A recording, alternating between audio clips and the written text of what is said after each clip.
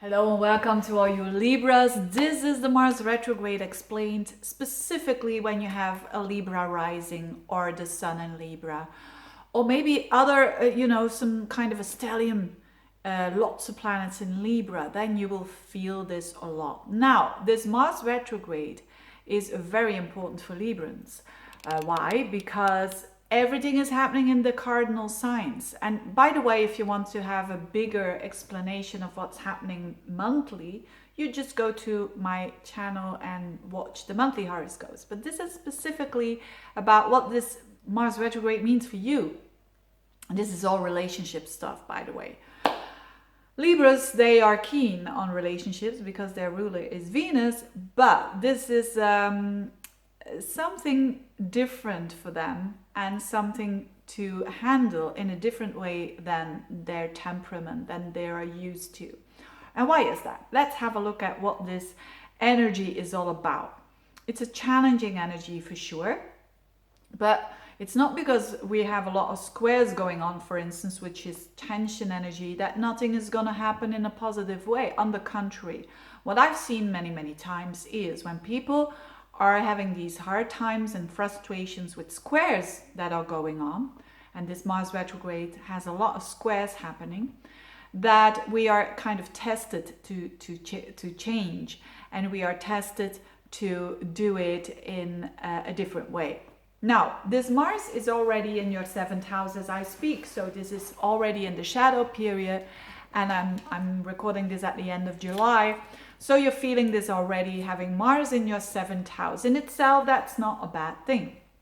So this Mars starts off walking in your 7th house, activating that, literally. So what could it be? It could be that your connections with other people become way more lively, for sure.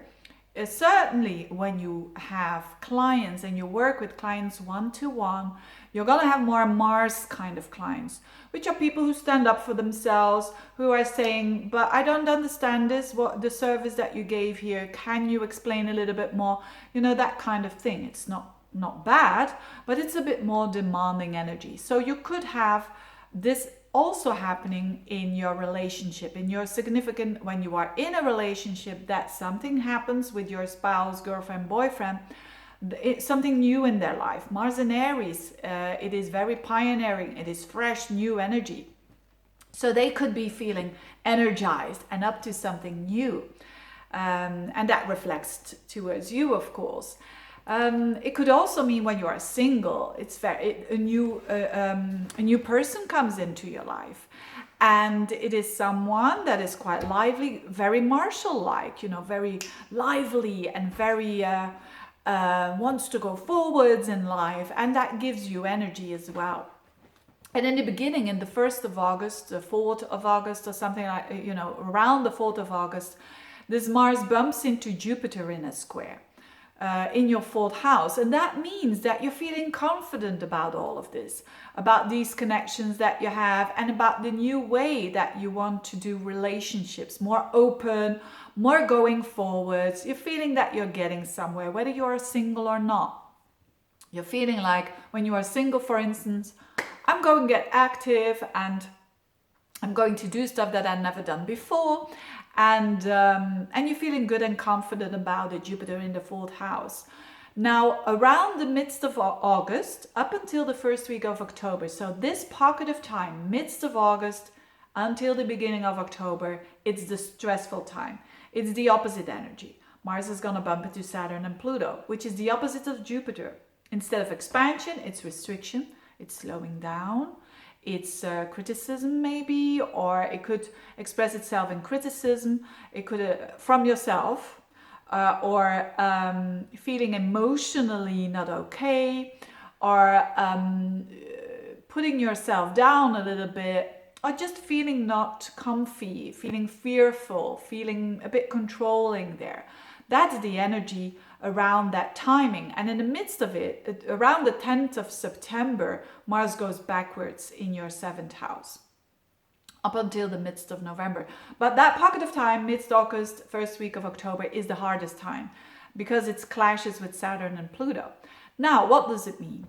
It means that, yes, you can still go forwards with relationships in particular, you know, 7th house, but it will demand effort, 3 times more than you are used to because of this Saturn Pluto thing. Is that bad? No, it means there is a mastery in this. It means that it needs to be like this to have the quality, the good mastering quality of the actions here.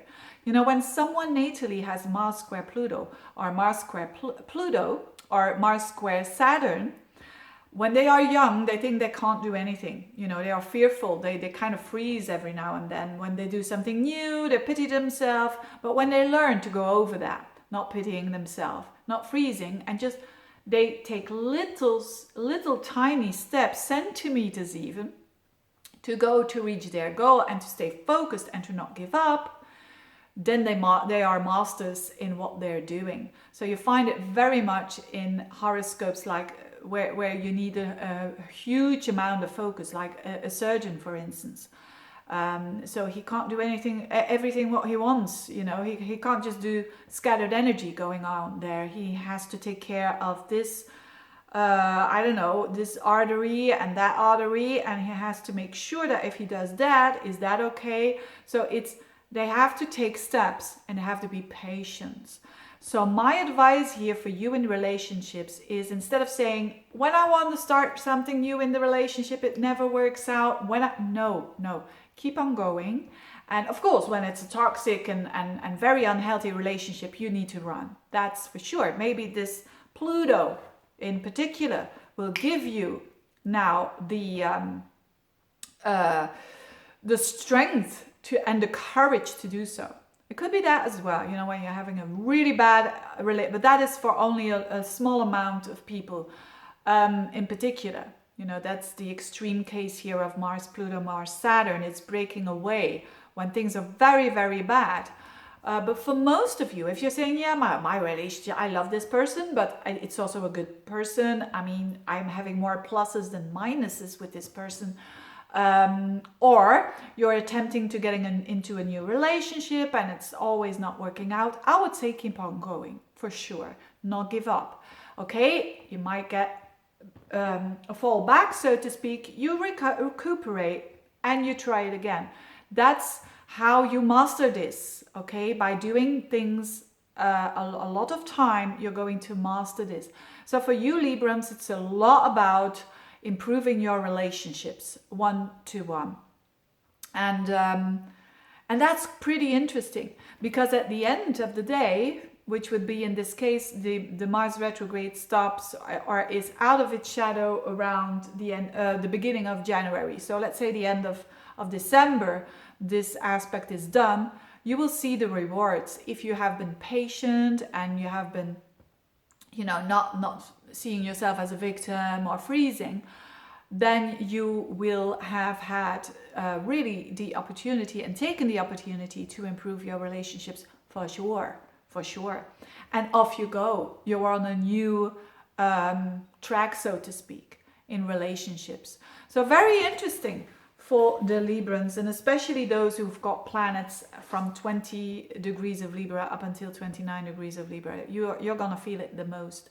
So thank you so much for watching. I wish you all the best. And again, when you're single, by the way, and you're trying it's not working out, just keep on going.